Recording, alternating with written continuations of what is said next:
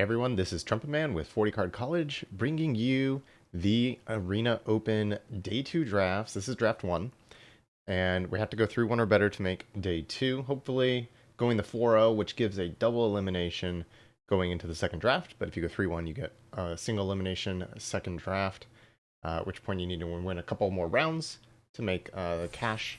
But my strategy going into this is to draft staying flexible. So if I open like a Blue Sun's Twilight, then I'm going to be taking that. But for the most part, going to be trying to stick to red and white. Those are my most successful colors, like everyone else pretty much in the format. Now, if we're looking here, we have a Jorkadine, really strong card, but it is 2 colors. And I think Drown and Ichor is around the same power level. In terms of, if we look at like game in hand win rate. Yeah, so Drown and Ichor has around 58% win rate, Jorkadine around 57. Obviously, it's higher in red-white specifically, but it also requires 2 colors and more building around. And there's no like Windmill Slam commons. I don't like starting in black because it tends to be a little bit overdrafted. However, I think in this particular draft, it might not be as overdrafted because these are mostly going to be the day 2 competitors. So things like Wheeling Furnace Striders, I think, is going to happen a lot less in this particular draft than it would just in the arena queues in general. And so because of that, I want to kind of look and just take the objectively best cards, because if the weaker colors, blue and black, happen to be open, then I do want to be able to take advantage of that. Like here, I think the best card in the pack is Tamio's Immobilizer. So the question is, do I take that or a Bilious Skull Dweller to go with the Drowned Nicker? Maybe I just take a Skull Dweller. I guess this is technically even the stronger card, which is kind of nice just in terms of win percent. I've had a lot of success with the Immobilizer, but it is kind of a blue-white card specifically, so it is kind of one of those secret gold cards. It can go in any blue deck, but just having 2 black cards to start is a nice thing going on here. Notably, haven't seen basically any red cards. I feel like we saw that Furnace Strider, but the packs, like there's been like 1 red card in them, so I feel like I haven't seen a lot of red. And so that's one color I'm starting to see is somewhat shallow. Like Basilica Shepherd still being here is one of the best white commons. So that's a bit of a sign. There's also Infectious Bite, which kind of goes with the poison. These are the choices here. White is just a deeper color than green because half of green is oil. I do like that the Infectious Bite goes with this Skull Dweller. So like if I'm just looking at card synergies, I like the Bite better here. But I feel like the Shepherd is more flexible and in a better color. So I'm going to take that over the Infectious Bite because I do have the Drowning Ichor. So sometimes I want to take some interactive spells in this format. But we are playing best of 3, so I don't need to interact quite as early and as often as I might in best of 1. And so taking the 5-drop over the green 2-drop is kind of nice there. Now, this is a little bit of a clunker pack. Nothing going with any of our lanes, I don't think. The question is, how can we best take advantage of it and maybe take something that could potentially pivot down the road? I don't like Tainted Observer particularly much because of the colored pair, even though I think it's the strongest card. I could take a possible invasion if we think we're going to get our opponent corrupted a lot. It's not a very good card, but it is the only white card in the pack, so there is some value to taking this and just cutting white. Vivisurgent's Insight is a really good blue card for the blue-black lane if we want to kind of pivot down there. I'm actually going to take the Apostle, though. I think if I just don't send any white cards, it's beneficial, though I'm not getting past any white cards. And so that is a little bit unnerving. None of these blue cards actually go with the black cards at all. I have noted, I think this is the 3rd Cutthroat Centurion. So if I take the Furnace Strider, I do really like this card in red-black specifically. It kind of pulls above its weight in that specific deck. It's not a great card overall, but I'm just not a huge, well, maybe I should take Shielder's Head Cleaver. I feel like Furnace Strider is just a much better card than Head Cleaver, though. Because if I do pivot into red-white, probably not red-white, but more likely red-black, because I think white is maybe more contested, I'm going to much rather have the Strider than the Head Cleaver. So this is actually a much more flexible pick than taking the Head Cleaver in case poison is cut off. So I'm leaving my options open there. Like, for example, here, Testament Bearer, not exactly the card that you want in, like, a toxic deck. But because I took the Furnace Strider, we can just play more quote-unquote normal creatures. Um, Bardiche is not really a card I'm looking in white-black. It's kind of a white-red card in general. I like taking the Testament Bearer here, just as a card we can play in a black deck that has good value. But I'm thinking we might be leaning more to a traditional, um, just dealing damage rather than poison. I haven't seen any white cards. This is the first like oil payoff card I've seen in the Oil Gorger Troll. There was a couple copper longlegs. Overall, the packs have been a little on the weak side, but that's kind of to be expected with these contested drafts. And I feel like taking the Furnace Strider here does really open up the lane for potentially a red-black mid-range deck. Cruel Grimdark also overperforms there, but it's not a card like I love in white-black. It's fine in black-red as well, but I think Furnace Strider is the stronger card there. Rib Skiff, decent, but not really what we're looking to do. Ooh, Shrapnel Slinger, 8th pick. Fantastic. We are missing 2 drops right now. You do still want to interact early in best of 3 compared to best of 1. However, it's a little bit less necessary, but picking up these 2 drops is nice. It's a good combo also with some of the dorkier creatures that get invalidated later. And it's really good against, blue-white specifically, which is fantastic because in the sideboard games, like Shrapnel Slinger can really overperform versus those certain decks. So here is the Cutthroat Centurion that I was talking about earlier. I think I'm going to take it over Prophetic Prism. Because if I get like 2 or 3 of these, there's a lot of combos and synergies that it actually unlocks. And I feel like other folks aren't drafting that. So the question here is, do I take Dross Skull Bomb or Prophetic Prism? It's kind of a close pick. If I open a really powerful card to splash, I think I like the Prism a little more. Prism also combos with Cutthroat Centurion as just an artifact that cantrips and... Ooh, Hazard... This was the only red card last time. Also, Vivisurgeon's Insight Wield. So that's interesting. And no Cutthroat Centurions coming back. So that's also pretty interesting. I don't really want a Copper Longlegs. I think Furnace Ball Bomb might pay off more. Maybe I was misclocking the pack. Maybe it was in this one. Alright, and I don't hate one of these in my decks. So getting that last pick's pretty fantastic. So going into pack 2, cards we kind of want to see open is the Threaten at some point at the table, because I feel like any of those that are open, we're going to be able to get them. And that allows us to have some more removal, because right now we really just have Drowning Ichor. Whiff on the rare, which is unfortunate. I would like to see some good on-color rares, obviously, especially kind of important in this format. But we did open Furnace Punisher. This card has really overperformed. Just 3/3 Menace for 3. Nothing fancy about it, but it's just really powerful. It's also really good with a couple Furnace Striders because that hasty Menace combo where you just keep attacking makes it really hard for your opponent to interact. And the fact that a lot of the creature sizing are like 2/2s by the time this comes down means it's actually a pretty good blocker, and it can play defense and then play offense as well.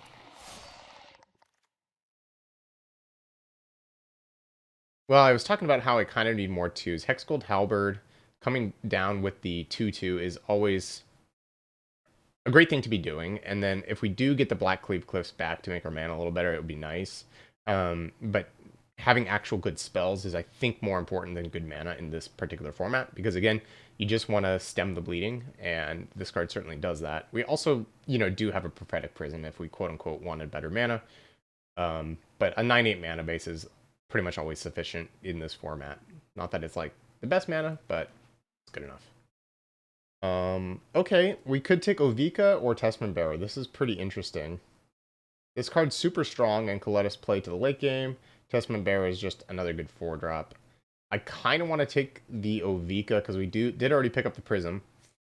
It could be a reason to splash and go over the top of opponents. Testament Bearer, I think, is a really good card, but if I don't pick it here, I have more opportunities to take more Testament Bearers and Chimney Rabbles down the line. I also like Molten Rebuke, but I feel like we have some time. I think this card's just super powerful, and if it comes down to it, also we have 2 Furnace Striders, so giving this haste can just end games. I think hedging on that as a splash just gives us more flexibility. Exuberant Fuseling, just an excellent card. Comes down early. Great with Shrapnel Slinger Shenanigans too to grow it. And then if we pick up, I usually like to have about one or two of these. Two is best.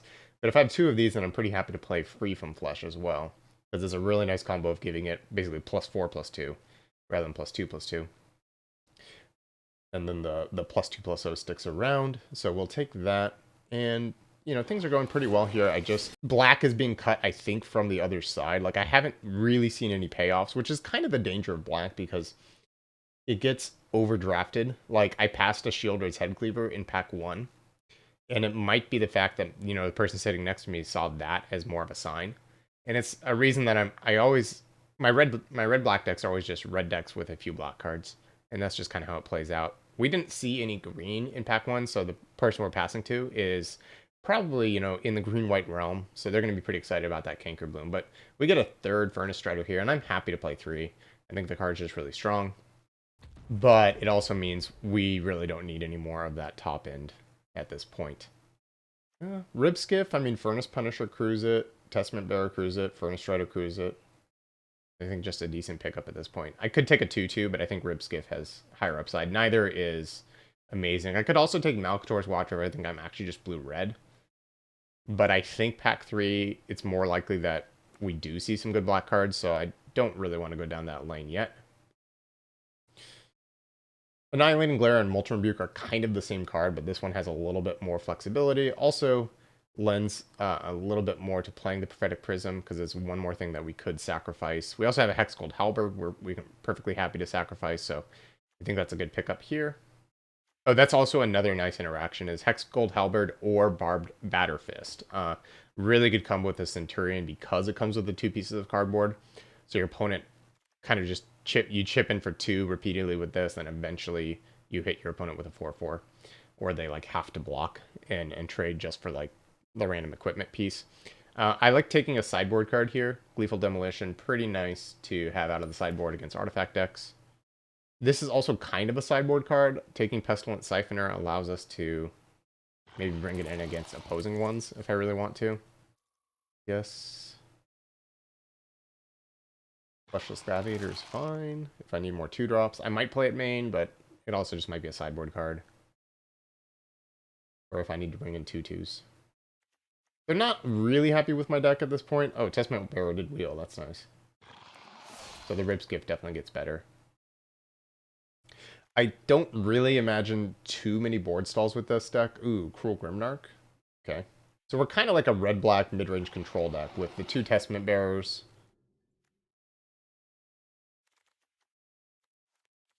And all these Furnace Striders, which basically can turn the game. Like, I'm probably playing defense up until that point, and then once I get here, I can just turn the tides. Oh, Anissa. Well, I'm not really there at all. Anoint with Affliction is not exactly an amazing magic card, but it kind of fills the perfect hole for this deck. I mean, it's not an amazing magic card in red-black. It is an amazing magic card. But I really don't have any poison, so it's pretty much just going to be the exile target creature if it has mana value 3 or less, which is a good card. But it specifically performs a lot worse in red-black because you're not doing the poison thing.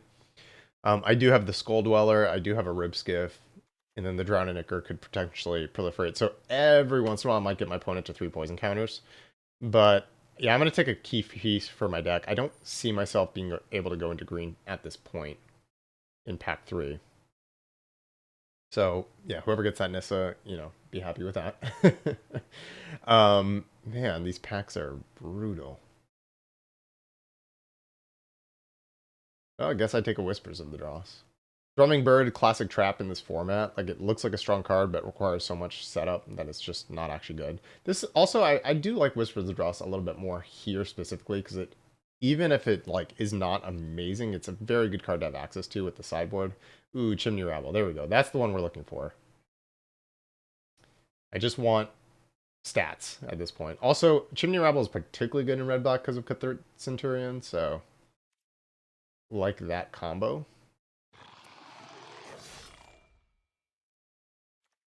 I also really like Stinging Hivemaster in red-black because it's just 2 pieces of cardboard. Again, works well with the Centurions, good with the Fuseling. You just basically trade this off, and then you have the 1/1, and you find something to do with it. Graz is 8 mana, and so I'm just not interested in that.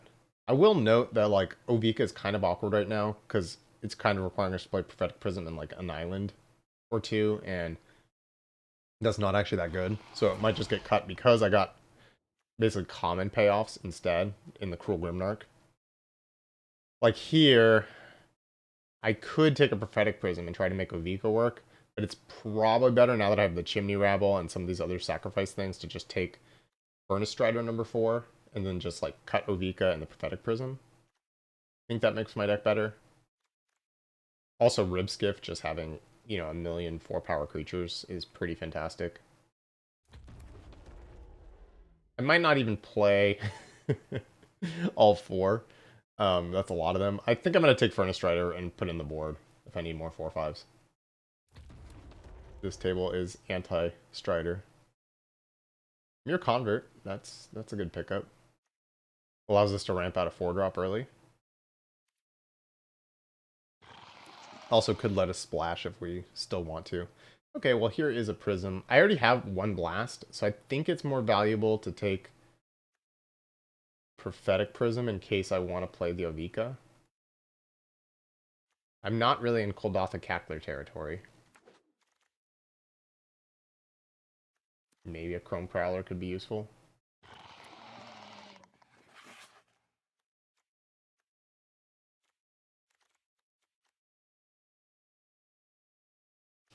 Two, 3 body, maybe.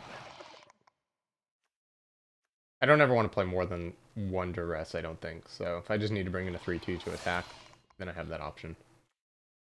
I already have 2 Centurions. I don't think I would play a 3rd, so I'm going to take Vraska's Fall. Hoping Scrap Trap. Probably just worse than Furnace Strider. #5. I have a few oil things, but not much. Alright. I think that draft went a little below average, but I think our deck is pretty functional. The fact that we never saw any Hexgold Slashes or, you know, Volt Charges or the Threaten Effect or any rares, any of that, like, it's not exactly where we want to end up. However, I think, you know, we did get the Furnace Striders and the Chimney Rabble and the various pieces. It's just going to be a harder draft in terms of these best of 3 places. I don't know that I want to play Hazardous Blast main, because I do have a Whispers of the Dross already, and I don't know how much I'm going to board stall when I have a bunch of Furnace Striders. Although it is good in the deck with a bunch of Furnace Striders. Because if these can't attack, then I can just sit there with 4 or 5s and eventually just attack through. So maybe I should be still playing it 1 main. I don't want to play the Prophetic Prism. I have sort of the Ovika Prophetic Prism option, like if I need to go over the top of my opponent. And Hazardous Blast is kind of like that, where I could just play... I don't think I want to play Fleshless Gladiator. It's never coming back. It's just a 2/2. And I still have 3 other 2-drops, plus a couple 1-drops, and an early interaction spell. So I probably don't need that. The deck is pretty top-heavy already. Now, there is maybe an argument to playing, like, Prisms and Ovika because I don't have many 2s. The argument also is, if I play Prisms, then my Centurions are a lot better in the games where my plays are Prism into Centurion, because I could just block with the Centurion. They can't really attack into it, and I can make it a 4/4. So if I don't have my early spells, playing a Prism on 2 into that is a much better play than just playing a Centurion on the board and having nothing to do with it. So it is like I could play Ovika and 2 Prisms and cut like Hazardous Blast and a Furnace Strider, and honestly probably the Ribskiff, because the Ribskiff is really there to turn into the late game, and I'm going to be tapping a bunch of things. So let me look at that instead. That's kind of the other option of the deck. So I could do this and play 1 island, and then I have a 8 mana base. I'm probably only going to play one of these main. Which tap land would I want to do? Well, I'd probably want more swamps on turn 1, so probably the red tap land. So if I had like, that's a 10-10 mana base, but then it gives me the option to 10-10-3. I could even cut a mountain because I have the prisms and play one more island, which allows me to sacrifice them more often. But that does make my 1 and 2 drops in red a lot worse, so I think that's not worth it. And if the game goes long enough, I can find probably that one island or the second prism. And I have a mirror convert actually too. So yeah, I don't want to play 2 islands. I actually think this might be better because of this interaction with the Centurion. And I could see potentially like this deck just not being able to turn the corner fast enough because I just need to block with the Furnace Striders.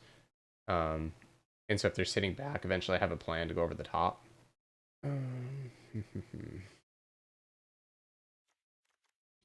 We're playing 16 creatures plus the Halberd is 17. I think this looks fine. I mean, it's a typical mid-range control deck in this format. And then I'll board in the Hazardous Blast if I see a lot of X1s. Alright. Alrighty, match 1. Pretty good starting hand here. We have a lot of interaction and a 2-drop. Can't really complain about that. Into potentially our Chimney Rabble, so... play this. We even have the double block for next turn. The Whispers of the Dross, I think, is not really going to come in too handy this particular game. Anoint with Affliction is fantastic here. I think I'm just going to anoint main phase in case they have like Tyvar stand. There's no real reason to pass the turn, and I know I want to use this on the Hive Master. We really need to draw some untapped lands to keep curving out here.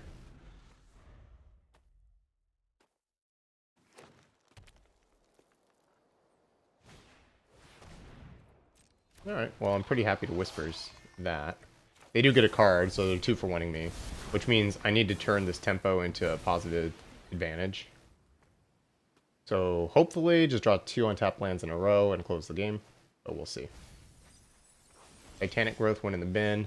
Alright, step 1, that was fantastic. You do have to kind of get lucky in these events, right? Like if I had just drawn something worse than a mountain there, it would have been a lot worse.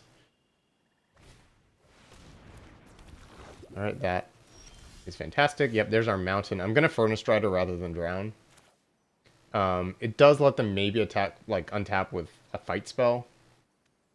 I'm dealing 4 instead of 6, but I think that's better.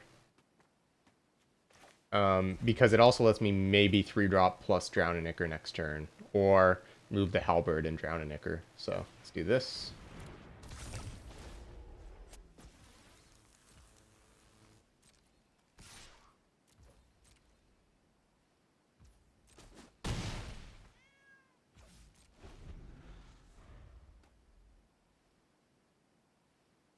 Like, if they Ruthless Predation plus play another spell here, that would be really good. But... And that's actually something likely they could have, because they've never untapped with a creature yet this game. But if they do that, their second creature is probably relatively small, and then I could Drown and Ichor the Atrocity and keep attacking, followed up by Furnace Strider. Okay, so they're main boarding Carnivorous Canopy, which is not a good card versus us. So they're probably going to board it out. But I do need to be aware of it for potentially game 3. Like if I play a bunch of artifacts and flyers. Like I'm not going to worry about that card because I haven't seen anything that warrants doing so. I think I'm just going to Drown an Ichor and attack all.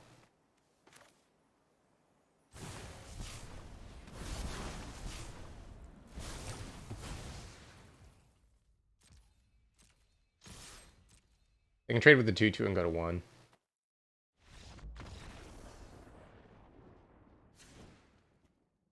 Alright, so green-black. Hey, this is... And that's also kind of a reason not to play Hazardous Blast. It just wouldn't really be very good against them. They're kind of more on the controlling bent than anything else. I can still use this as a way to interact, and they did have the Testament Bearer, so I think Whisper's Dross is probably still fine. Shrapnel Singer is pretty bad, but it is a 2-2.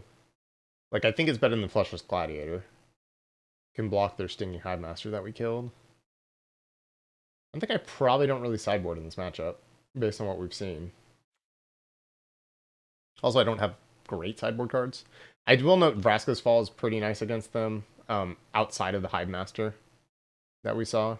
Because it just kills big things, and they're playing green-black specifically, but yeah, I just don't have a ton I want to board in. I might board in, like, the Dross Pits if we go to game 3. Also, if they see a bunch of artifacts this game, and they're still sideboarding. Probably because their Carnivorous Canopy was really bad in game 1. If I play a bunch of artifacts game 2 and lose, I might need to reevaluate my plan because they're going to bring in Carnivorous Canopy again for game 3. Okay, well, mulligan. This is kind of tough in terms of what do we get rid of. I actually think we get rid of Whispers of the Dross. The problem with mulligans, right, is I don't know if I need it or not. It was not that good in game 1. It's good against their 4-1. Now, if they have Pestilent Siphoners, the 1-1 flyer, and they're trying to Toxic me out, putting this on the bottom is pretty bad for me. But I don't really want to put a land on the bottom, and I have 2 3-drops. And they work well together, so... And I have the Anoint, so I can actually stop something early.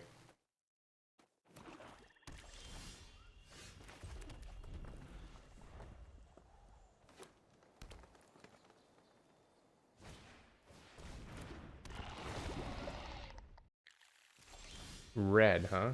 That's interesting.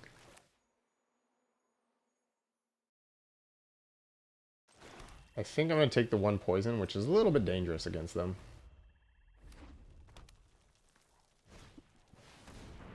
Oh, man. That is a problem. Alright, now I'm just going to kill their Dune Mover.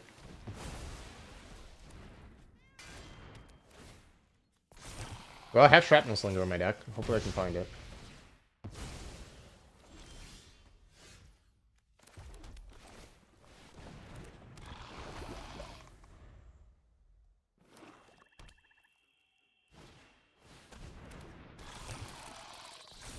The good news is we have Testament Bearer for the Mantis.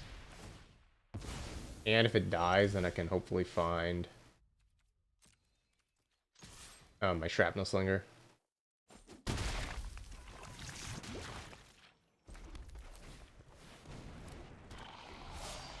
Yeah, we're definitely in trouble.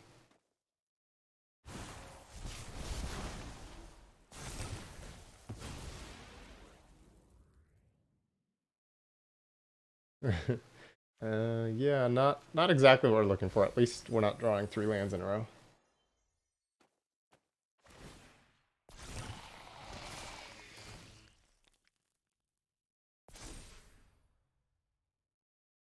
Ooh, they have Titanic Growth too? Wow. So it might mean they have another one. Or they're just trying to push into that damage range.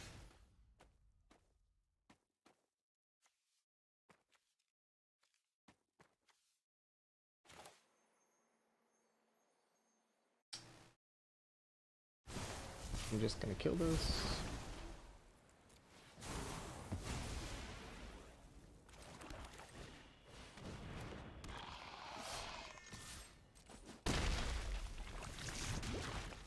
I'm gonna chump their 5-1 and go to 1 as my plan.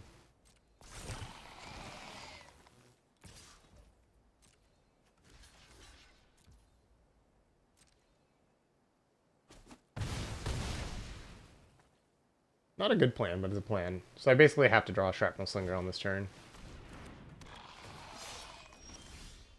And I did not. So we'll go to game 3. Again, I didn't really show that many Carnivorous Canopy targets, so I'm not that worried about it. I probably don't need to board out the Avika. But yeah, I mean, Brass Forge just kind of did the trick. We're basically playing a very similar deck. Both grindy decks.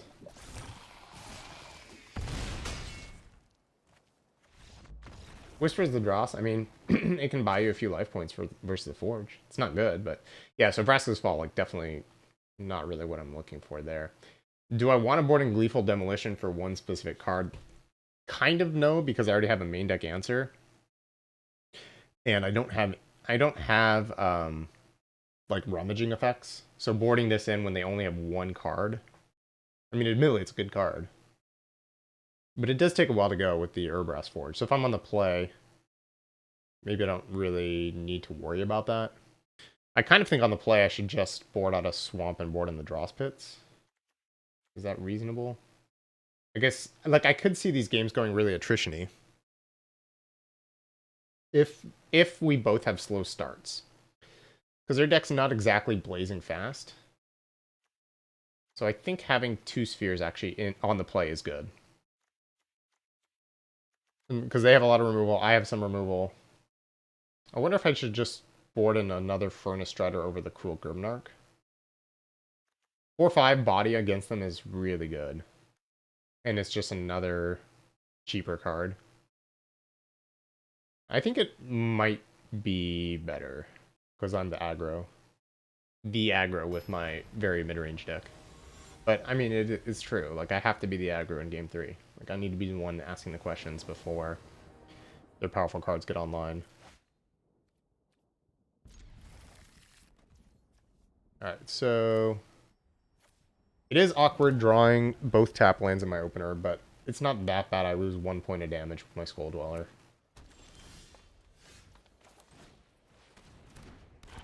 And then at some point later in the game, I'm going to be able to crack them if I need to. So, losing the 1 point of damage, not good, but potentially...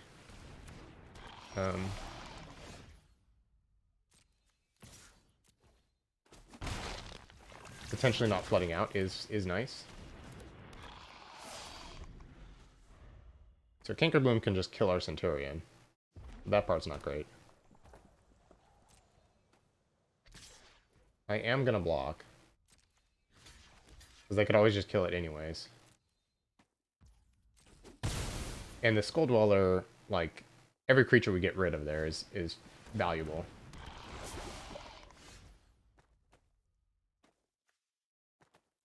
Do I Rabble and attack? Or do I just Hive Master? I'd probably just attack and then Hive Master.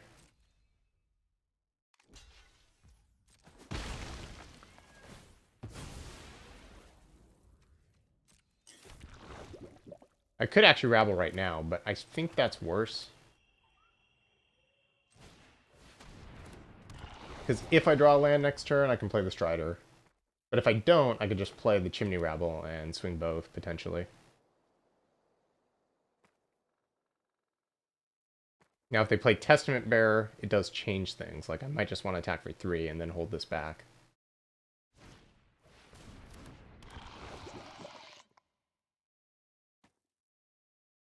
Ruthless Predation? It kind of seems like it. They at least, or they have maybe Titanic Growth, but then why are they like, they must have some other play. Okay. I think they do have Ruthless Predation because they're really realizing they can't actually keep their creature alive with it because I have 3 power. But now I can just Furnace Strider and slam with everything.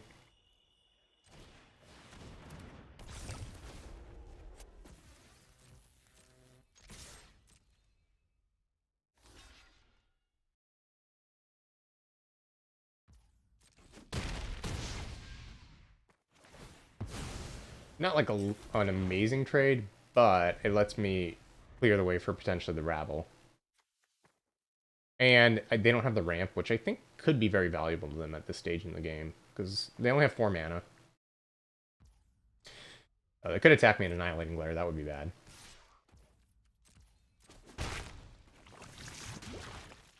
But that's not really anything I can play around.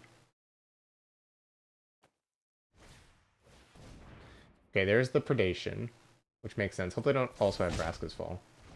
Maybe they're going to do this, and then they're going to Annihilating Glare here. They did miss a damage with the Predation, because I could have played it pre-combat. So. Yep.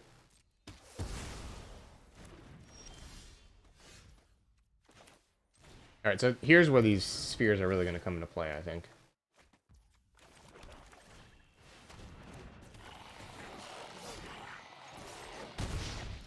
Now, notably, they haven't really had any corrupted payoffs, so I kind of feel like I can just take the one poison.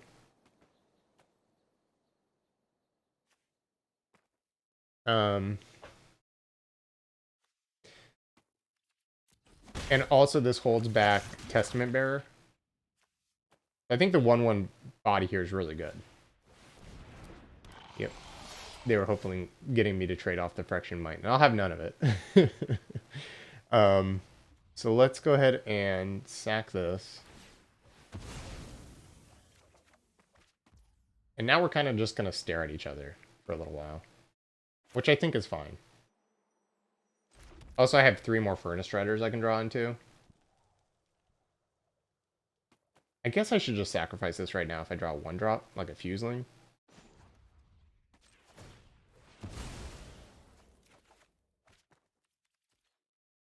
Okay, well, hopefully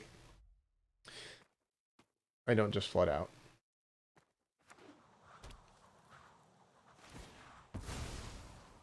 I do kind of want to hold the Shrapnel Slinger, because one way we can lose this game is them just playing Forge eventually. And, like, the board stalling out and then just kind of losing to that. Okay, okay. They've gone deep. No other mirror. Oh, they have the mirror convert. Well, I'll keep waiting. I probably want to play the Slinger at some point.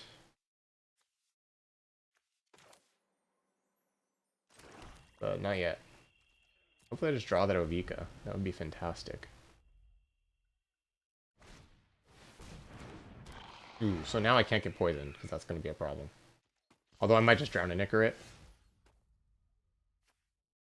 If I Strider, they can trade 2 things for it. So what if I Slinger the 1/1,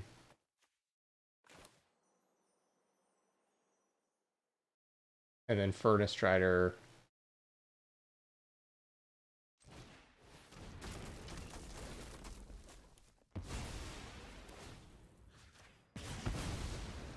And then attack with the Rabble as well. I think this is good. It puts some pressure on them. They either have to double block or...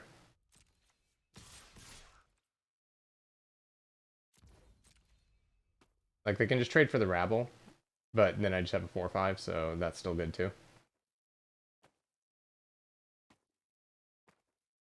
Unless their last card is Titanic Growth, in which case I'm in trouble.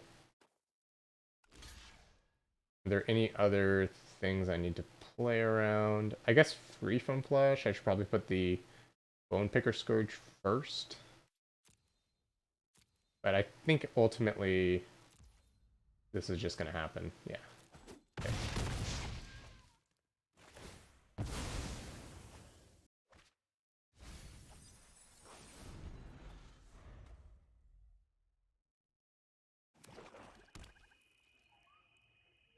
No, maybe they should add 3 lands on top.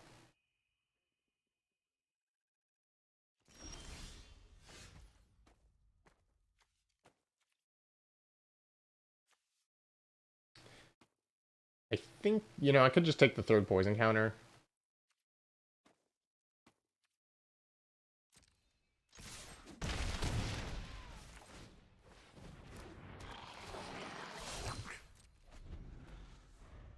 I just want to get them dead at this point.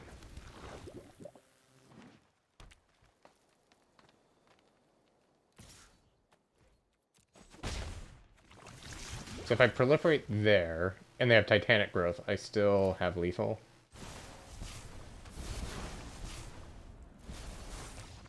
Alright. Got round 1. Nice.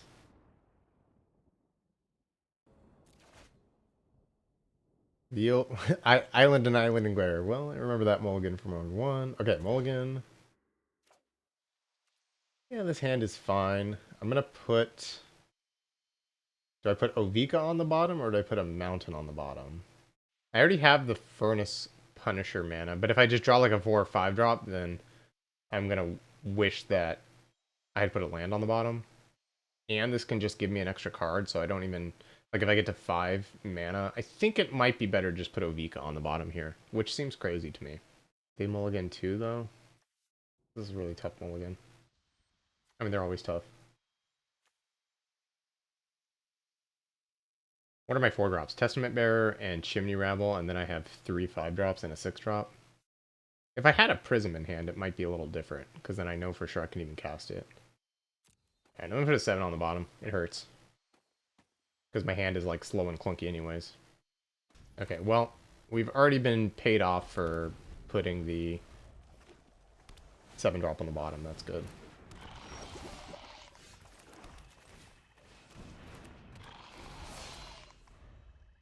And they take 2. That's pretty great. Okay,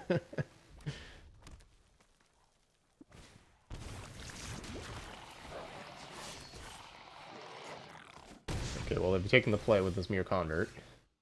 Ooh, now we get to slam back.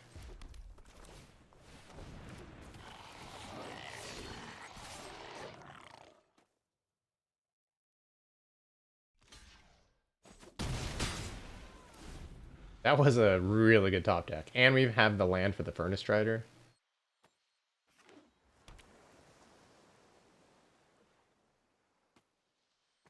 Just gonna Bolt Charge right now. Oh, Bolt Review. They have to take 2 for that. That's good for us. Okay, I'll race. That's fine.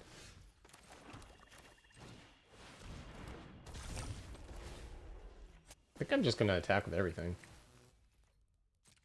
Or if I attack, they just go to 3. Can they deal me 14 damage in a turn? I don't think so.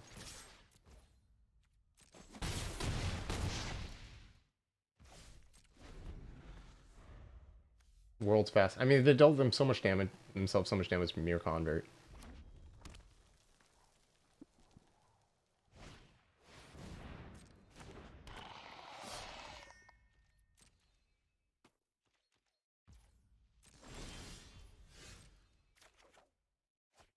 Alright, so...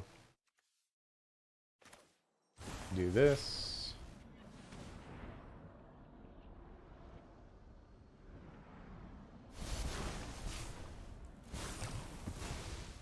Play this.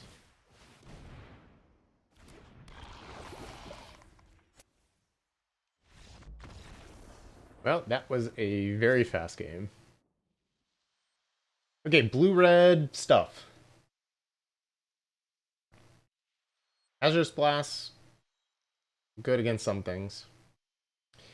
But I don't really... They seem like they're probably more just like stats and oil than artifacts. And like small things. So I figured they're probably more like the 1-3 side of things. The Ichor Synthesizer rather than the Eye of Malcator side of things, based on what I saw. They're playing Furnace Punishers and Chimney Rabbles. I don't really know what the blue cards are for. Maybe just interaction, like they're mostly probably a red deck. At which point, Hazardous Blast and Gleeful Demolition really aren't that good. We're both kind of dumping our hands, which makes Cruel Grimdark seem pretty fantastic. Maybe I don't need the Ovika against them, especially on the draw. But then again, I kind of like the Centurions with the Cutthroats. But what if I just cut these and put in like a 2-drop? And...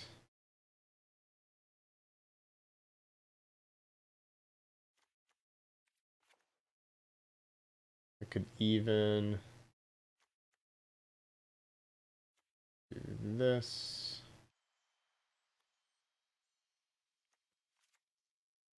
And just put a 2-3 in to block. I think this makes more sense. The Centurions are a bit worse, but I think the plan might be better. Maybe I should cut a Centurion for a Vraska's Fall, just to keep up. I think I like that a little better, because this card's just a lot worse when I'm not playing Prophetic Prisms on 2. And then I'm the control, and I think I want more swamps than mountains. Alright.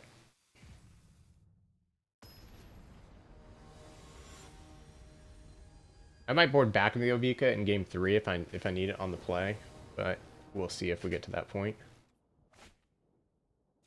Yes, more mulligans.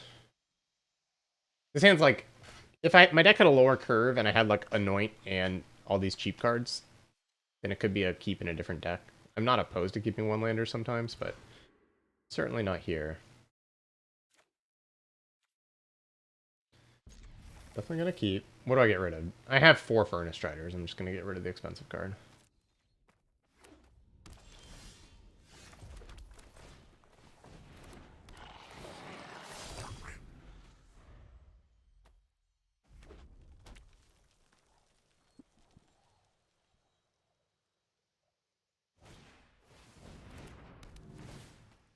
The good news is if we can trade with that, then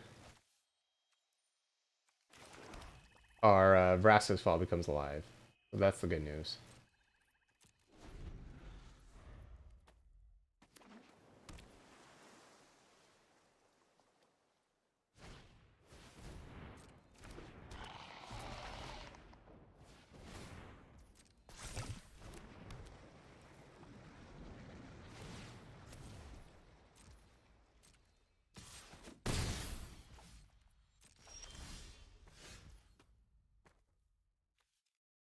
I think I'm gonna just fall here rather than drown in Ichor because it just is a better use of my mana.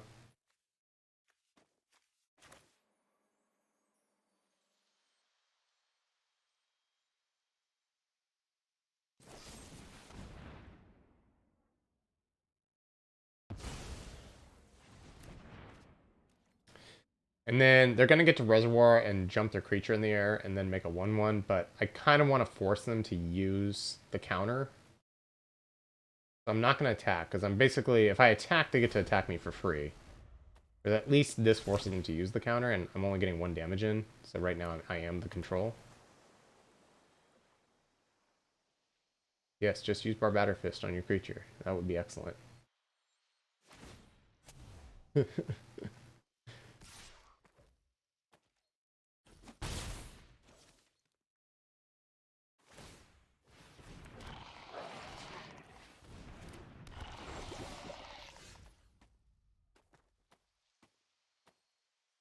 Alright, so I could Drown in Ichor the Atmosphere Surgeon. And then I could attack with the Fuseling and play a Mirror Convert.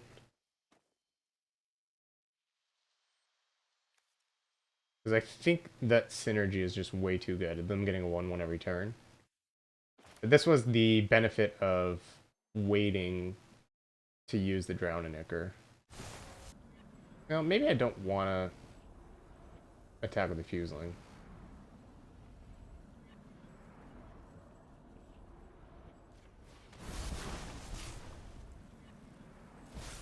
Though, actually, maybe I should. Like, if they have Hazardous Blast in their deck, I should just attack.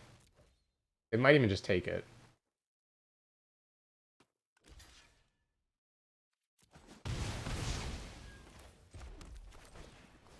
But basically, as long as we can trade, then we have some pretty good spells here.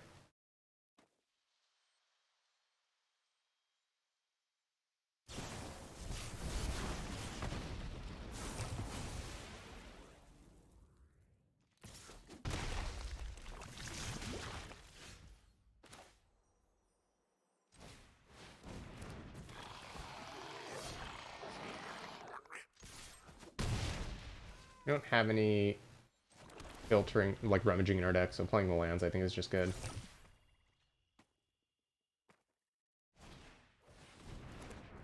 That is tough.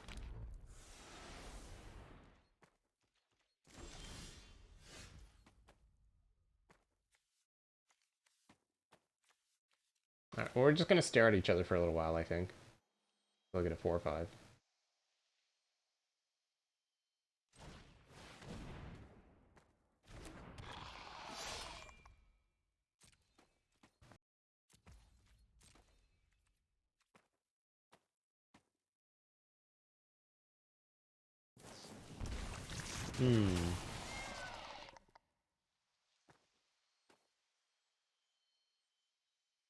Yeah, that's okay.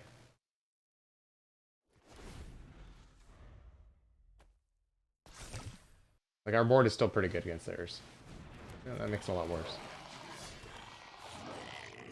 But they can't make a 1-1 this turn, so... I'm gonna block and take 3.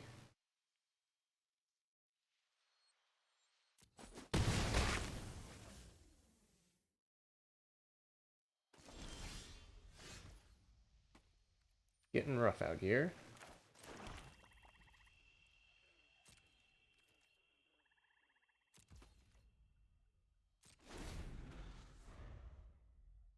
I guess at this point it doesn't really matter what they put the oil on. Because their non-token creatures are already oiled up.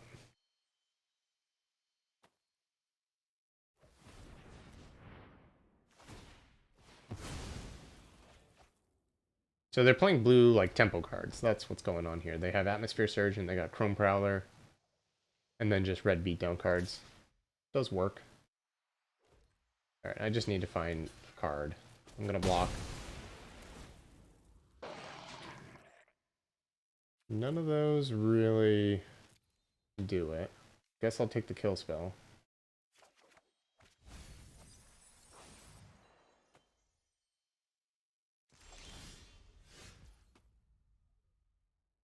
I think I should Shrapnel Slinger the Convert with a 1-1. And then Glare the 3-1, and then I have a stable board.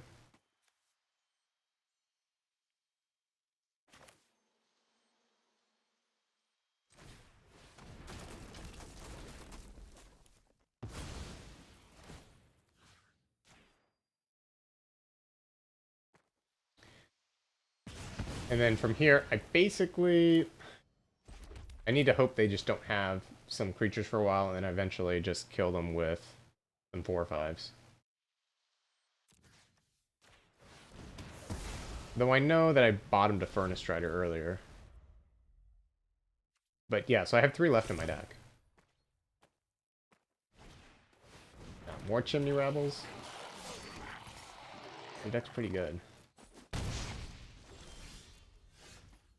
That was a good draw, though.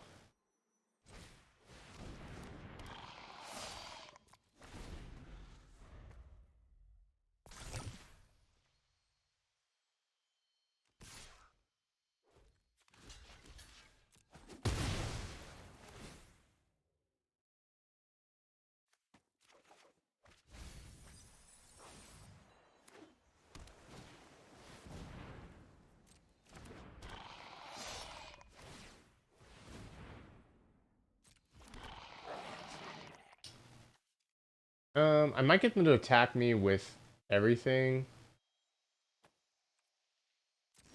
If I just hold this. The problem is if I draw exactly Cruel Grimnark, but that would be maybe okay.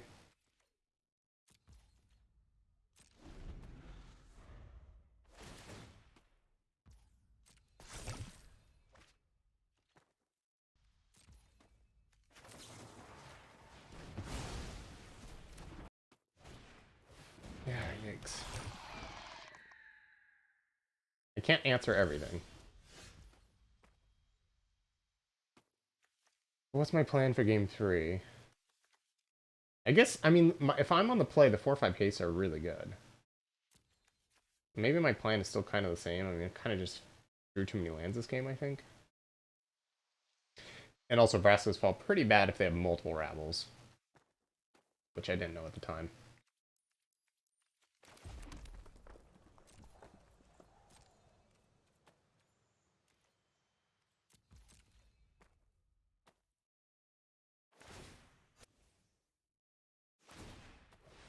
I think the matchup is definitely just about exchanging damage. They have 2 Barbatter Fists, so I actually think, and a 2/1 here, I think Hazardous Blast is good in this matchup.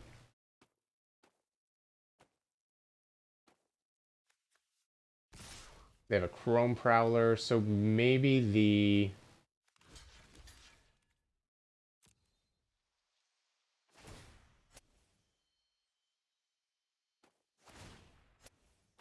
Maybe the Gleeful Demolition is also good.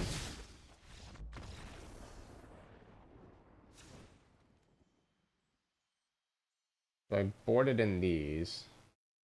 I could just board out the Grimnark and board in a Dross Pits as well. Like if I switch this, then I never need more than 6, or never need more than 5 lands.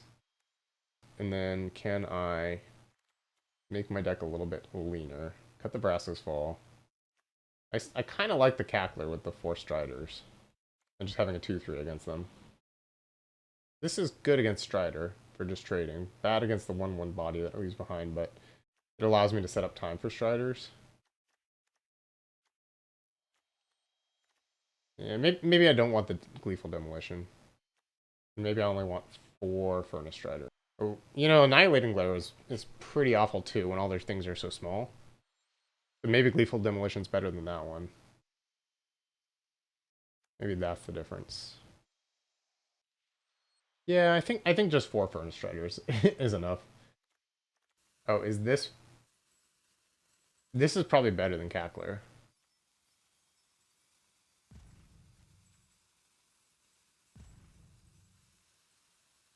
Alright.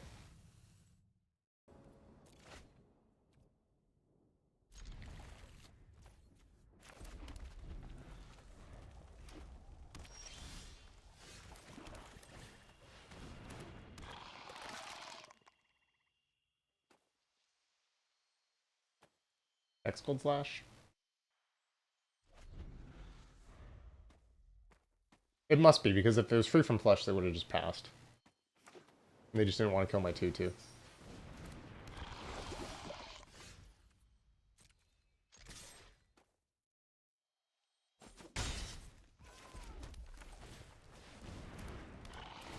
I mean, I could kill their Mirror Convert there with the Shrapnel Slinger, but I think getting Menace on board into Rabble is just much better.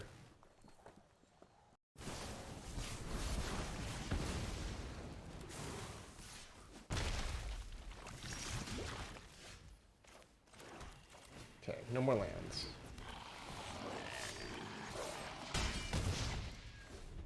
Only Furnace Striders from here on out.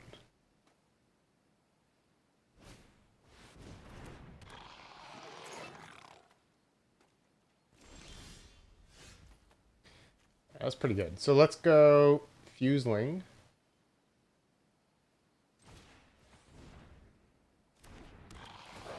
And we'll Slinger. And that way we know if they have free from flesh or not, because they can't hold up a red with the Mirror Convert.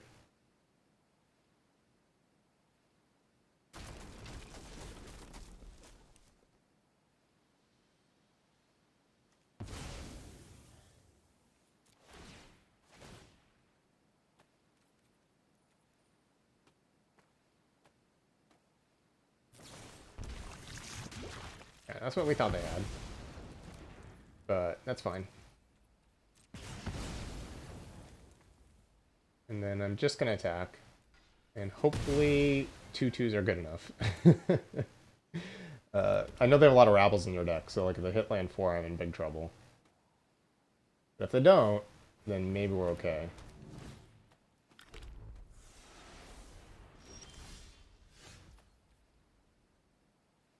Gonna have to get a little luckier here, I think.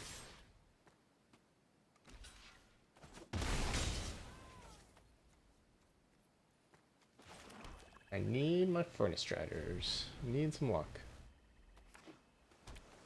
Here we go. Yep, there it is.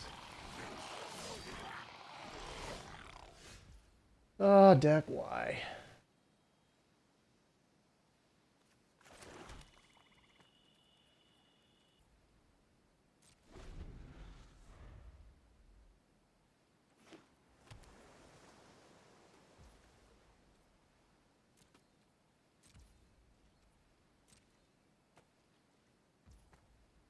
They have the fear, that's good.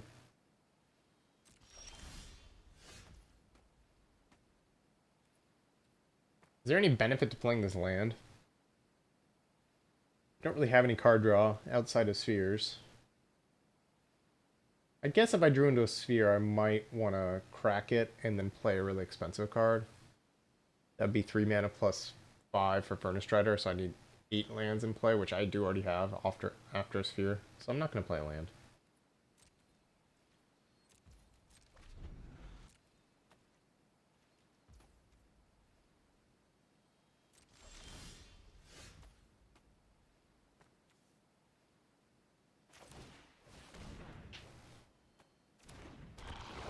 Don't really know what's in their hand because they haven't been playing lands, but then they also haven't been playing spells.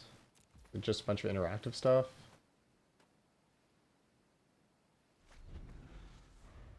I don't really know. Kind of weird.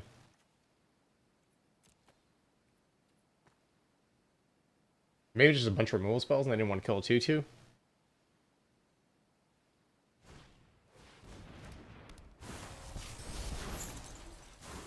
Now we want to draw our Centurion.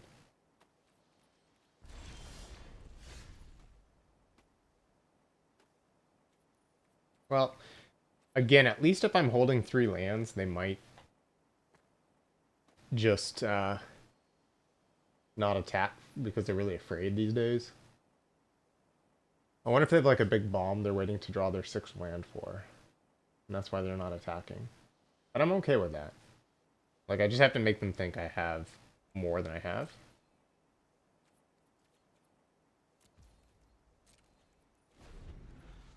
And just keep pausing. And just keep waiting. That's a good one.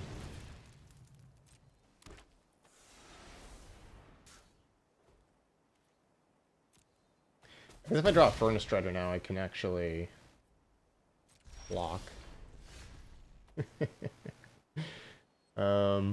I guess I'll play a land now.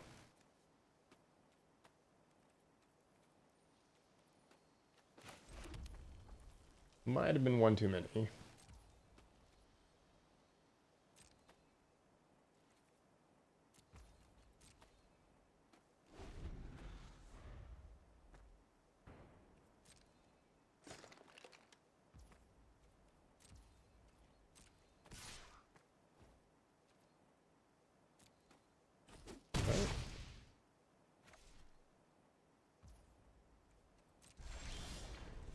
There's the Strider. Can I don't really think I'm winning by blocking here, so I kind of just want to play it and attack with both.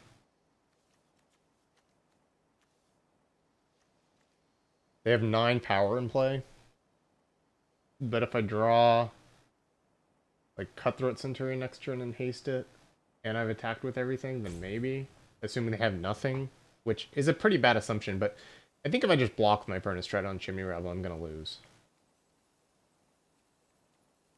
So I kind of just have to assume, even though they've played all blanks, that they have nothing left. And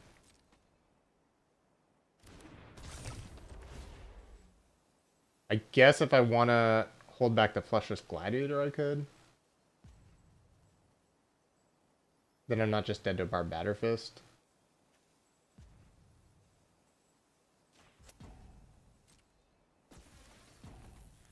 But I think maybe I do attack with this. Although it holds back the 1/1. So maybe not. I guess I just attack with Furnace Strider. I could actually still...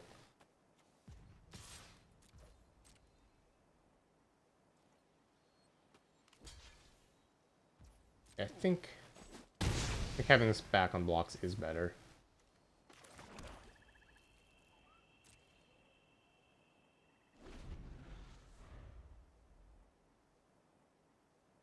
Because it's basically holding back the 2/2 anyway, so I'm getting the option. I could also just chump 5 right now.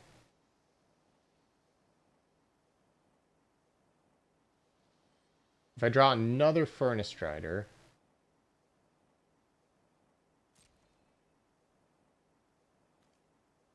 The attacking with it doesn't do anything. Yeah, I'm either blocking this turn or next. I think I'll just block now. Plays around like a top deck Hex Gold Slash. Yep, that's a problem.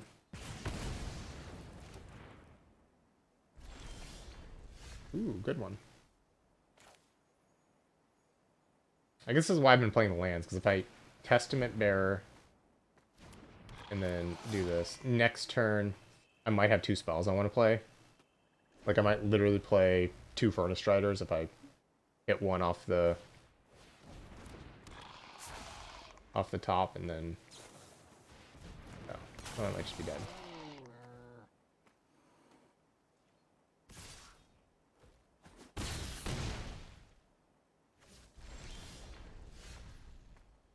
And we are. Okay, well, that's that one. Let it out a couple times. It happens.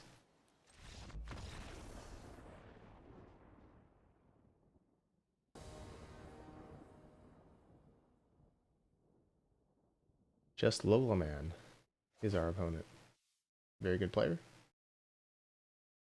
Yeah, we got a good hand here. That's nice. Ooh, Skull Dweller. Hello. I think they do have free from flesh, because I think it stopped for a second.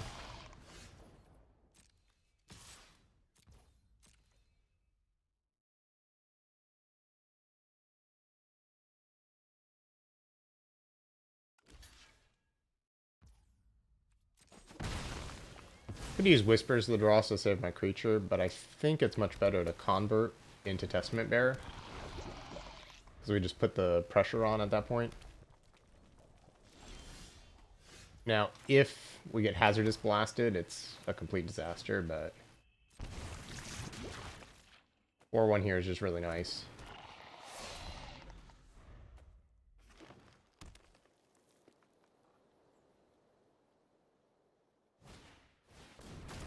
That's a good one. So, I want to Drown and Icarit, but I think they have free from flesh. So I think what I'm going to do is just pay full retail and Annihilating Glare instead.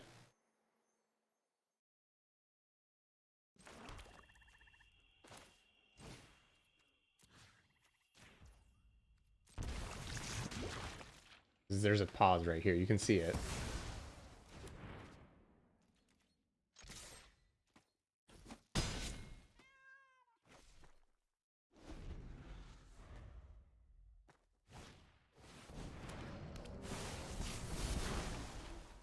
Alright, so if I draw a land, I can Furnace Strider, attack both. Then Whispers of the Dross can beat free from flesh. So that would be great. If I don't draw a land, I could maybe Drown a Nicker plus Whispers. Which just lets us 2 for 2 them.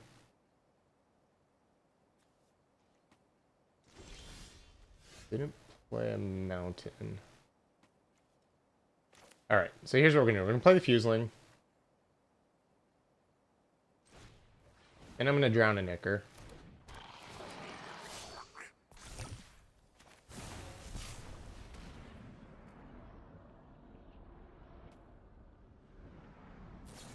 There's the free from flesh that we expected. I'm going to Whispers.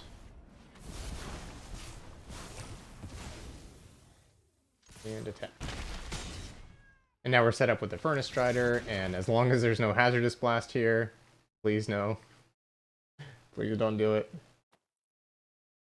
Then we'll be getting game 1, I think. No!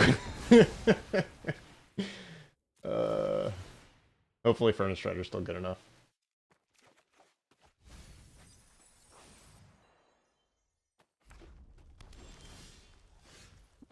I almost took a tap land there, just in case I drew another land off the top, but I think that's greedy. Because if I just flood out from here, then it's like way better if I took the Autonomous Furnace, but I think making sure I hit my 4 or 5 is much better. Ooh, it was much better, because then look. Hopefully 5/5. Death Touch is good enough. Wow, what a deck.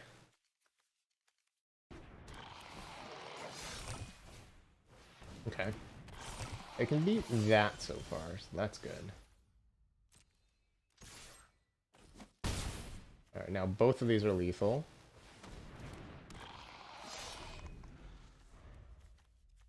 On the play, that's going to be some tough stuff to beat.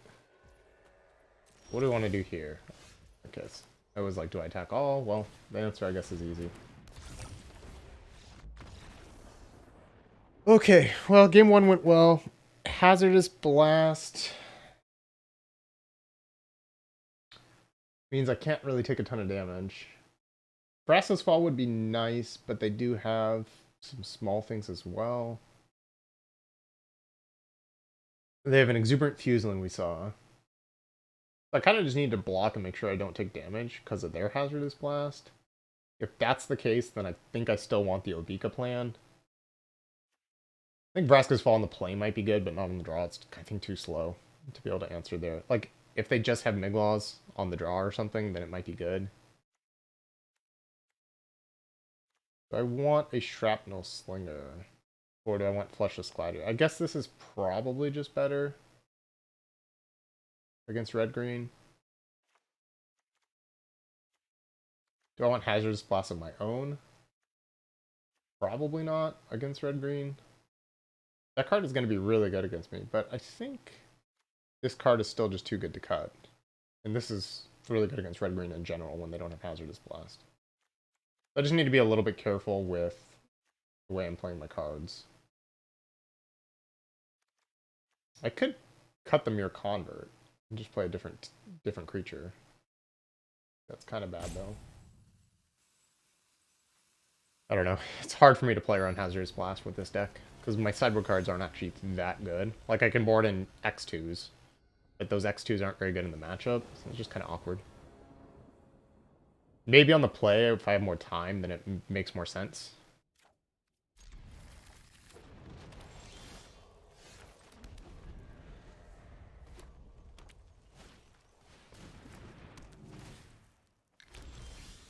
I think I'm just going to trade with that.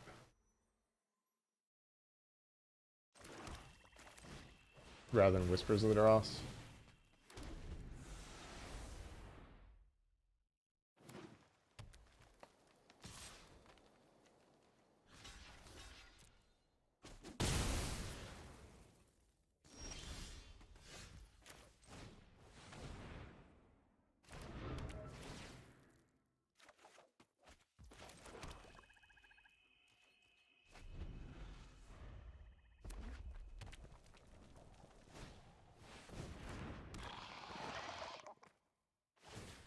Okay, we get to Testament Bearer, that's the good news.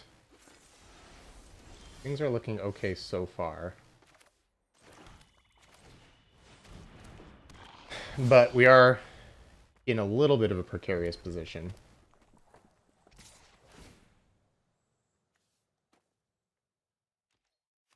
Just gonna block, get my card.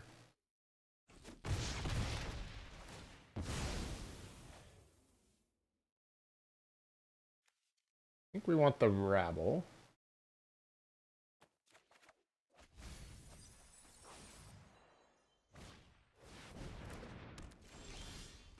Ooh, that's gonna be really nice.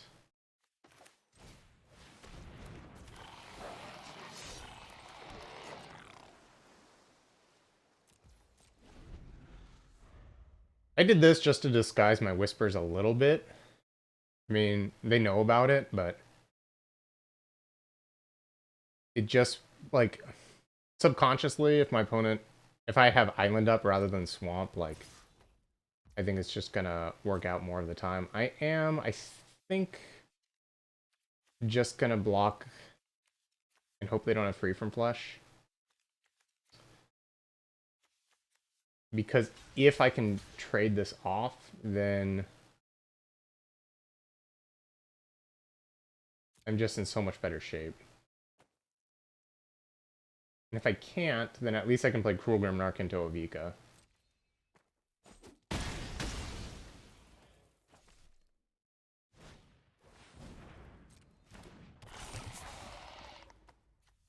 We gotta try.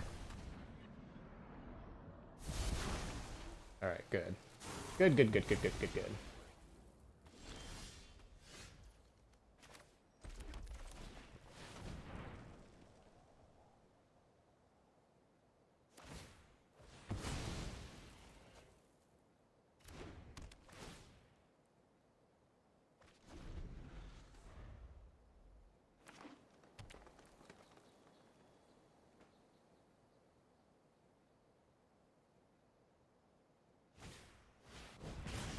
Pretty solid.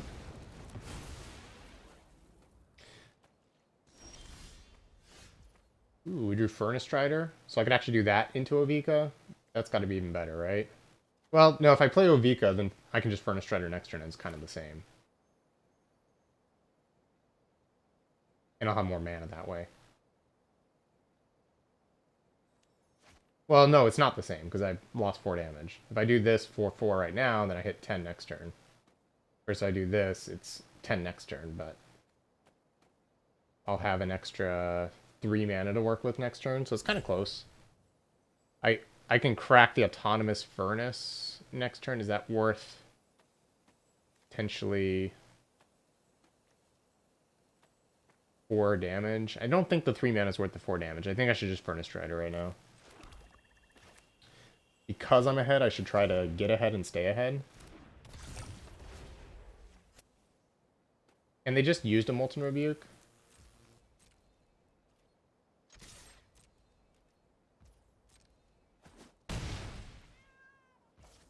So it's somewhat unlikely they can answer my Furnace Strider here.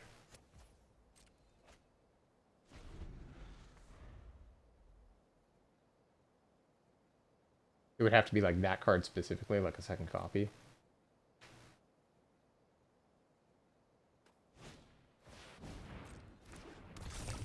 And they think they're winning the damage race here, probably. Might be thinking about playing a land and using the Barbatter Fist. So that is... Well, if they did that, they'd probably put it on the Engraver.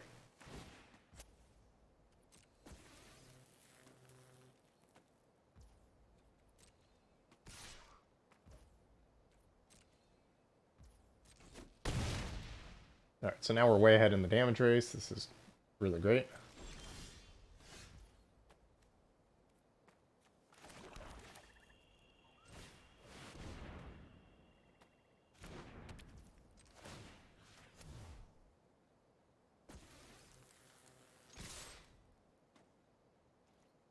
Like, they can chump, they can loot, or rummage, and then we have this Anoint with Affliction next turn.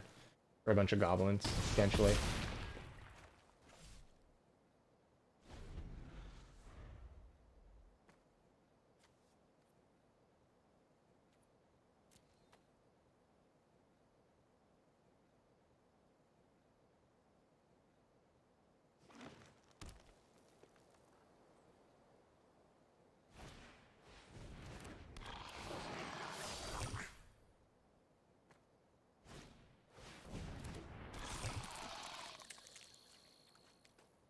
So it can hit me for 9 here.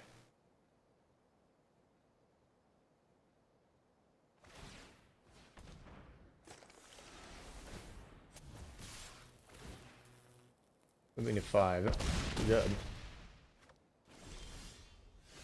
Ooh, but we have all the answers. So we can Annihilating Glare, the Lattice Blade Mantis, Anoint with Affliction, the Fuseling, and then that's game.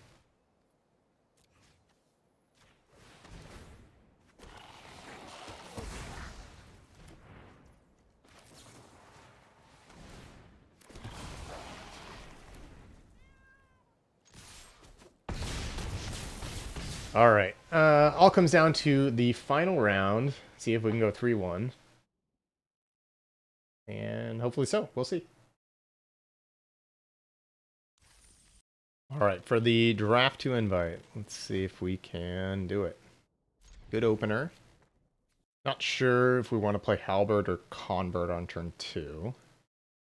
The upside of Convert is lets us double spell potentially on turn 3.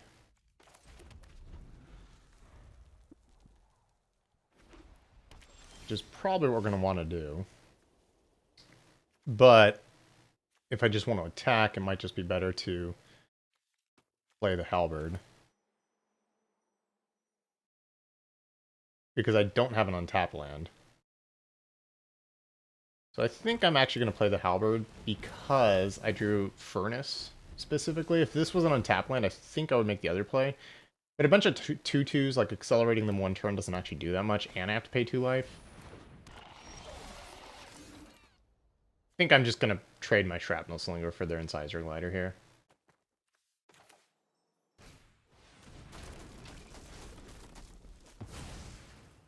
And just attack for 2. They're Green White Toxic, so this card is not going to be anything special against them most of the time.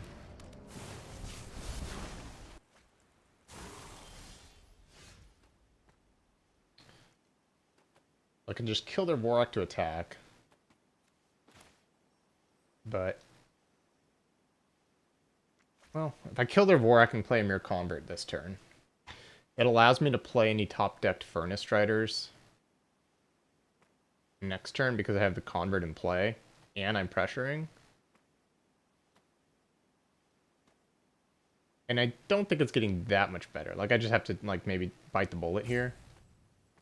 What am I killing on 4 mana that's that much better? Like, maybe an Indoctrination Attendant, something like that, but... I think I should just use my removal spell. It also buys me time, specifically. Like, I'm dealing damage, and I'm getting more time to crack my Furnace later on, and use Mere Convert more times. Oh, that's not a card I would have expected.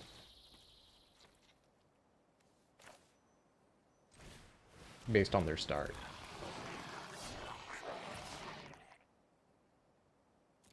Maybe something I want to be aware of in future games. I'll just take 5, though. Well, maybe I don't want to take 5. Should I just block with a 1/1?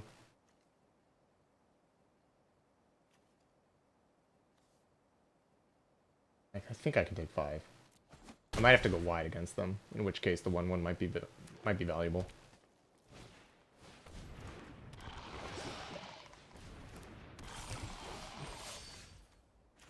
Start with this.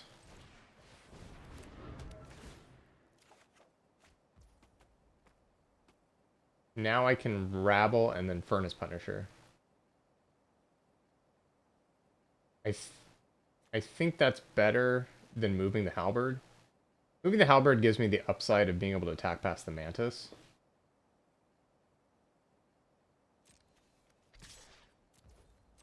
But if I trade with the Basilisk this turn, then next turn I can move the Halberd. And these creatures don't actually double block the Furnace Punisher.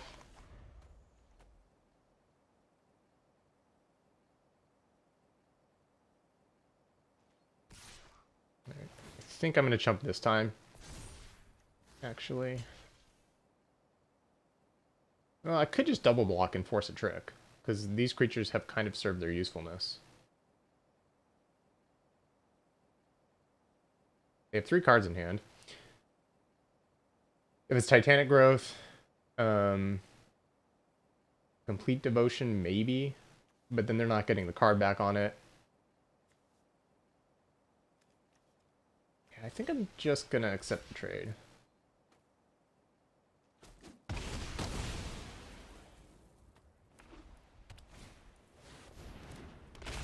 Yeah, that is a problem.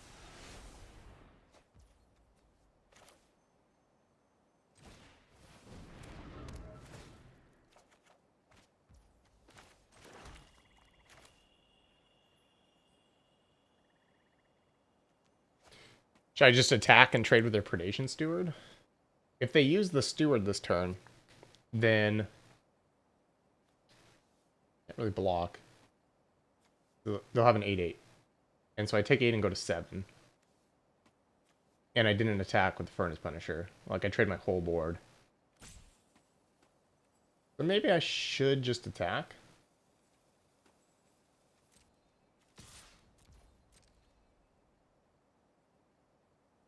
Also, if I have a trick, I completely blow them out here.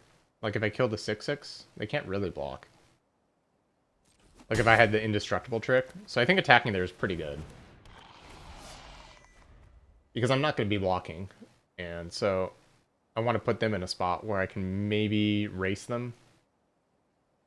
Because certainly Sylvok Battle Chair is going to kill me faster than I'm going to kill them.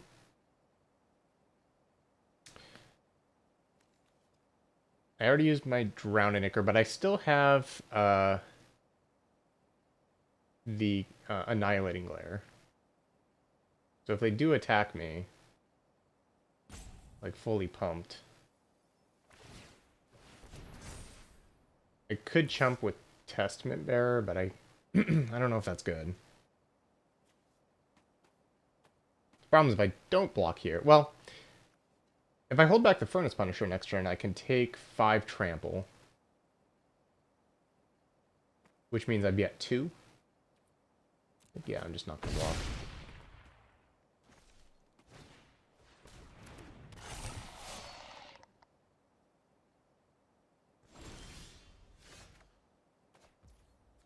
Like this.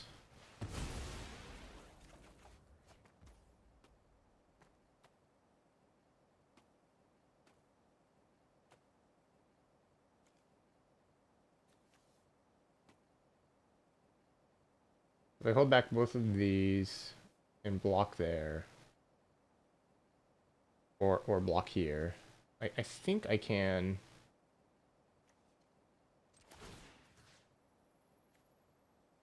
Rip this. Attack.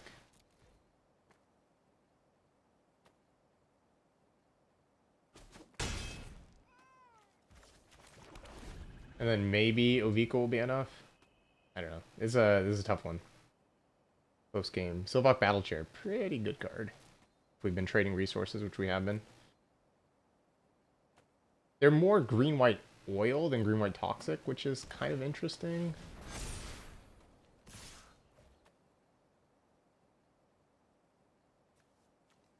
Yeah, so that's just lethal, right?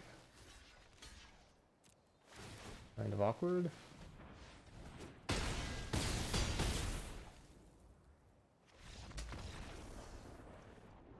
Yeah, it was a close game. I want this to... I saw 2 really good artifacts, so maybe I do want the demolition. Well, I saw 1 really good artifact and 1 reasonable card. Like, killing a 6-mana play, though, is pretty nice. I don't really have too many bad ones, I don't think, in the matchup. Our cards just didn't line up perfectly, but... overall, it was fine, I think. Look, if I'd drawn the Testament Bearer a little earlier, before I traded off with the... their 4-3 with oil, that would have helped. Maybe I just don't need the demolition. Like, in this game, they kind of have to keep up with me, not the other way around, because I'm on the play. I might board it in game 3, because I have to trade off with them, versus the other way around. I'm, like, not going to be able to ask all the questions, so I need some more answers. Oh, man. It's a pretty bad hand. But I have Whispers of Drost early into... like, the Rabble Annihilating Glare combo is really good. I don't know, this is tough. If I mulligan, I can get a more aggressive hand, but then if we just trade off resources and I can't get past them, then that's also pretty bad. I kind of just want to keep this. I do have to get a little lucky, but I have 17 lands, and I have 2 Prophetic Prisms as redraws to try to hit more lands. Like, this is my best card in my deck. I just don't have that many good cards. So, maybe this is a mistake, keeping this hand. It's so close. But I don't have that many aggressive hands in the first place.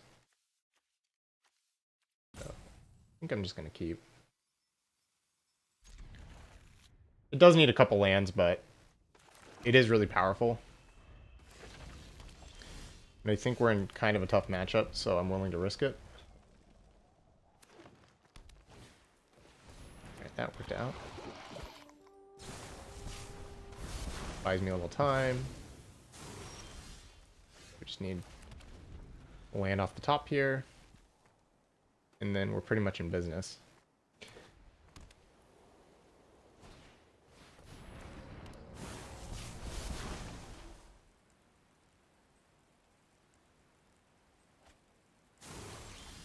Okay, cool. Risky keep, but it paid off. Obviously, if I keep drawing lands, it's even better.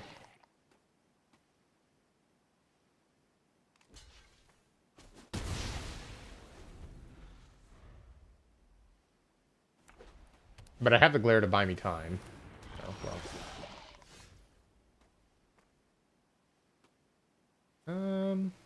You know, this is just going to trade with Furnace Strider, so I think I should just anoint it.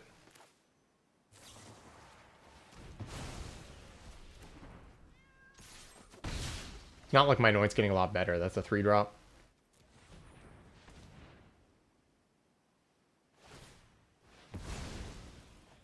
So they must have a lot of lands if they're cracking one on 4 mana. Prism. Alright, so that enables kind of everything in the future, which is good.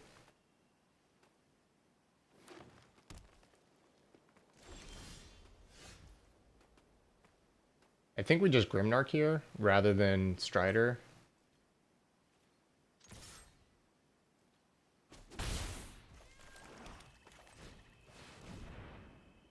Because I have Ovika, like Strider hasting here is... I can only give one of these, like the 6-drop and 7-drop haste anyways. So if I don't draw land next turn, I can Strider haste into Ovika haste. And it was pretty likely they had this card, Charge of the Mites. It's kind of what I was thinking, because they didn't do anything that turn, and they have so much mana, so they're up to something, you know? There's the Battle Chair. Alright, so what we can do is glare the 6/6, sacking the 1/1.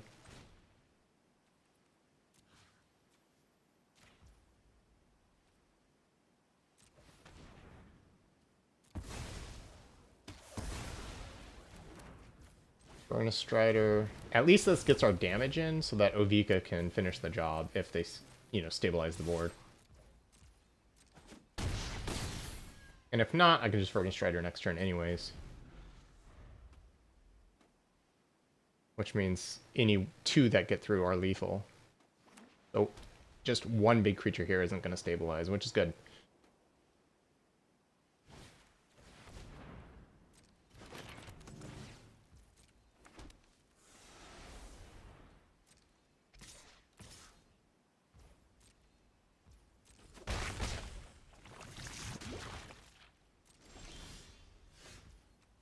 Just going to play another Furnace Strider, I think.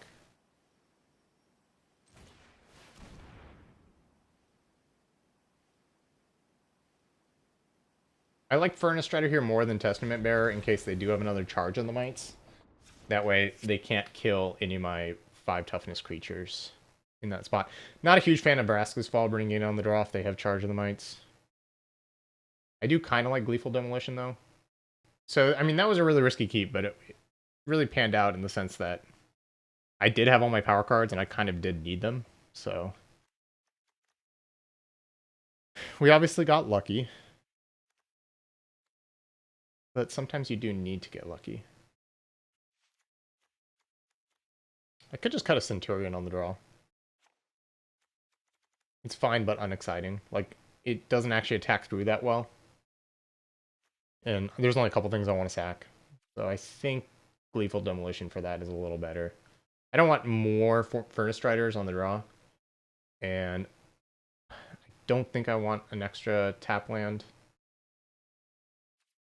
I do have 6s and 7s, so it's not like I can crack that many of them anyways. Like, the matchup's really grindy, I want it, but I think this matchup's, like, just in the middle. It's not super fast, it's not super slow, so I think 1 tap land is fine. Alright, literally 1 game for all the marbles here.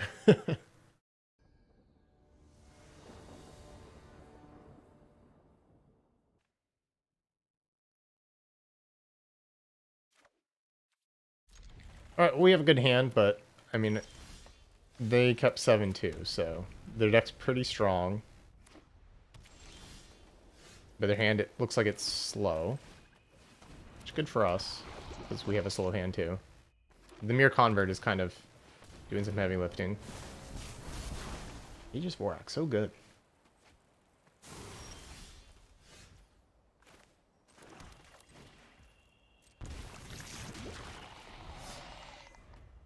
Thankfully we have the answer, basically.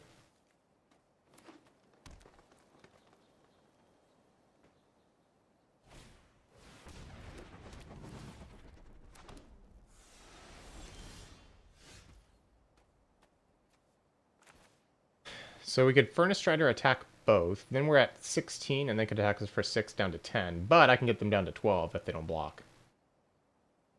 And we have Cruel Grimnark coming down the following turn. So I think it's worth Oh, also, they'll probably double block the Furnace Strider if we make that play. Well, so maybe I just want to play Furnace Strider and then no attacks. Just attack with a Testament Bearer. And then we can maybe haste the next two things would be good. Because then we're going wide enough.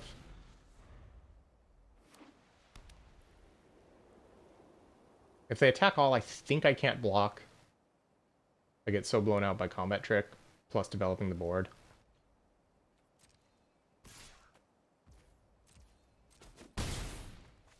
I do have to worry about going wide because of that Noxious Assault, though. Ooh, I'm glad I didn't attack with the Furnace Strider. So we could Rabble and Shrapnel Slinger this turn. Or I could Cruel Grimnark and attack with everything, which is not lethal. And I'd be putting myself to 11, so I'm pretty much dead to their board. So I don't want to do that. So I think it's better to just attack with this and this. Trade for the Tyrannex Atrocity, put them to 12. And then have the Rabble plus kill the Hexgold Hoverwings. Or maybe I don't even want to trade with this. Maybe I just attack with Testament Bearer again.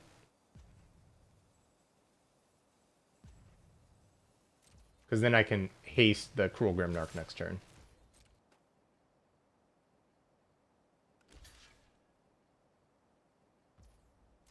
Do you want Furnace Strider or Whispers of the Dross? I think I just want another Furnace Strider. In which case, maybe I want to save the Shrapnel Slinger. I don't have to take 2 damage if I play Strider this turn. And I'm a little bit more worried about the Battle Chair. If I kill the Battle Chair next turn, then it's a 2-2. And I could attack with both Furnace Striders.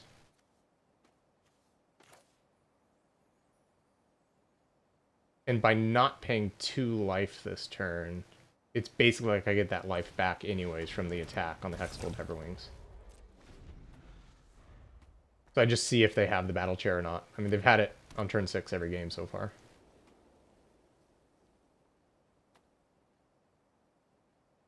So maybe they have multiples.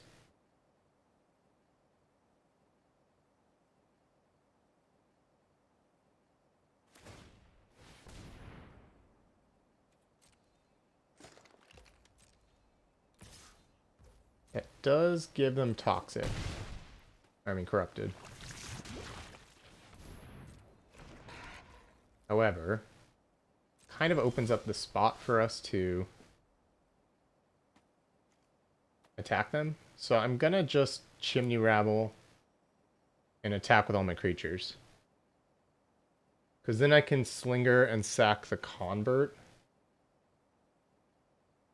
And then I have 2 blockers still, in case I have Noxious Assault. So I'm attacking for 8, 9, 10, 13 damage. And they won't have a flying creature, and I'll have 2 blockers. So they might just take the damage if they have Noxious Assault.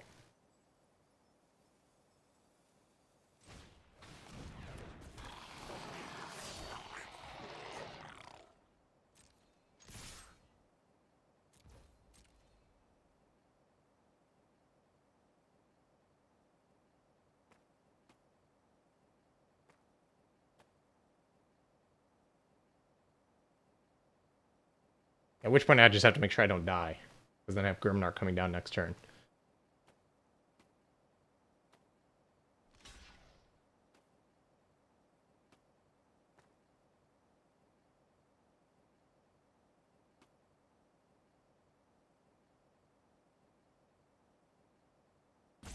If they block with the Lightbringer, then I only need 1 blocker.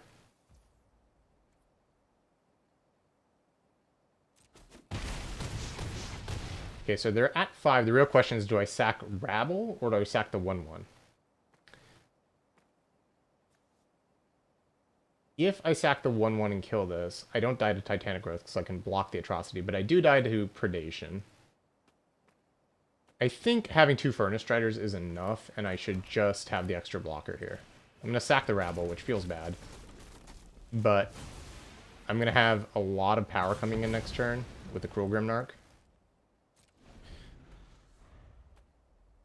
And so if they can't attack me for lethal, I still have all these back. And so I might be able to turn the corner.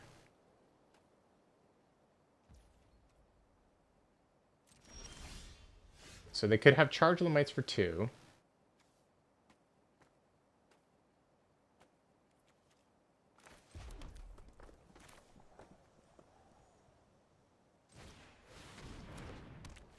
Oh, I think they just have nothing. If they have nothing... Yeah. So they just pass priority. So if they block my 2 biggest things, they're definitely dead. If they block my 2 biggest things and Charge of the Mites, the 2/2, they still die exactly. I think I should just literally attack with everything.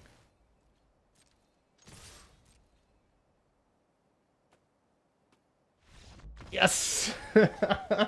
We did it! Wow, that was just an insane draft. Absolutely insane. Well, I'll see you for draft 2. And had to play super tight, but a lot of fun and really some intense games. Wow. All right. I'll see you in the next one.